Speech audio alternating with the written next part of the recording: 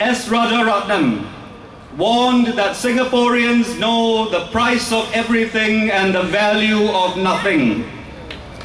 Let us show him that he is wrong. We are today experiencing the effects of 52 years of PAP mismanagement. I'm not referring to economic mismanagement. I will leave that to my colleague Jise, who will develop his themes from his paper today and in the next few days, and who, as you know, has attracted high compliment from Lord Butler himself. I want to talk about the mismanagement of our community. The PAP is fond of coining slogans like Heartware and Heartlanders, but their actual policies have shown that they don't believe in their own values and their own words.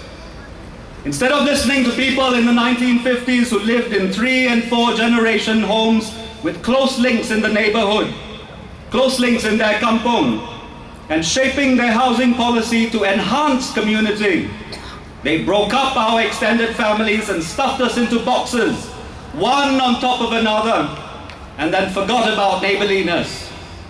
Instead of building our schools so that every child would have a creative education, they allocated such a small amount of money and brought in all sorts of political considerations so that today even they acknowledge that the schooling system is not working. You remember M.M. Lee, who said the bilingual policy has failed, something teachers could have told him 15 years ago. Instead of ensuring that our people had good access to quality doctors, hospitals and medicines at prices they can afford, they sold our hospitals so that now they make a profit from our sickness. And now they charge us $3.50 for the privilege of using our Medisave for our health care. Instead of developing the economy so that we could take advantage of, in Mr. Tanji's words, meaningful jobs, they brought in many workers from outside and pushed our wages down. Instead of building trust and respect between people, which are the foundations of community, of civilization, they divided us according to whether we are Malay or Chinese or Indian or other, according to whether we are rich or poor, whether we are blue collar or white collar, and then convinced us to think we were Singaporeans last. They promised us they would build a nation. What we had then was a community already in existence, but which they broke up with that famous hatchet that M.M. Lee carries in his bag.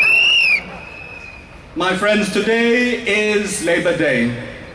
We are all workers here. Yesterday, the NWC, in a puzzling move, decided to recommend to the government higher wages for workers. When the SDP recommended a minimum wage for the poorest of people, the PAP said it would scare away investment. Yesterday, the NWC agreed with the SDP that workers need more money to cope with rising costs. There are many reasons offered for why costs are rising in business.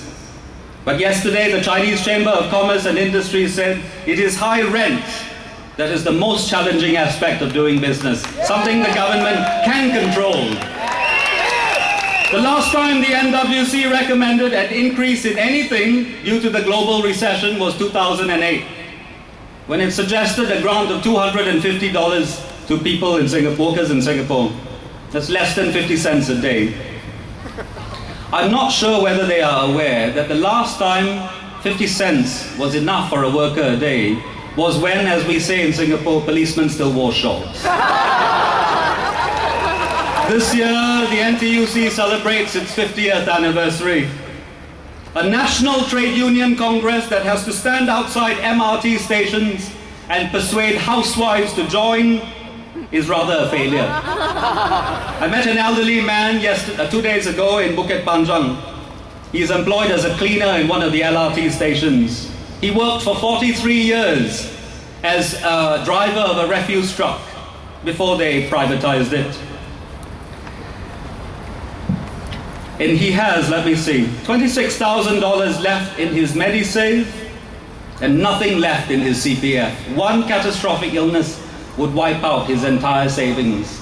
And so he works for $500 a month.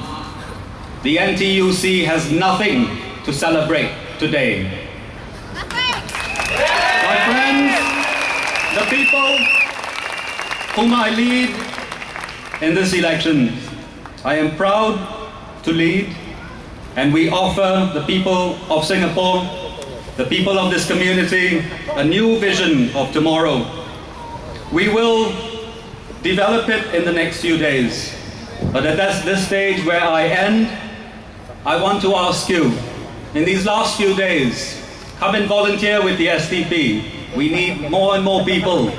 Visit our merchandise stands. Look at our website for our information. And now, go back to your homes, go back to your communities and tell the people of Singapore, there is no split in the SDP. We are as united today as we were 5 years ago and 10 years ago and 10 years before that. And we go united into these elections, and we will emerge united, leading you in a parliament that serves you. My message today is the same as my message in the last 3 days. Let us go forward into the future with no one left behind. Thank you. Thank you, Vincent.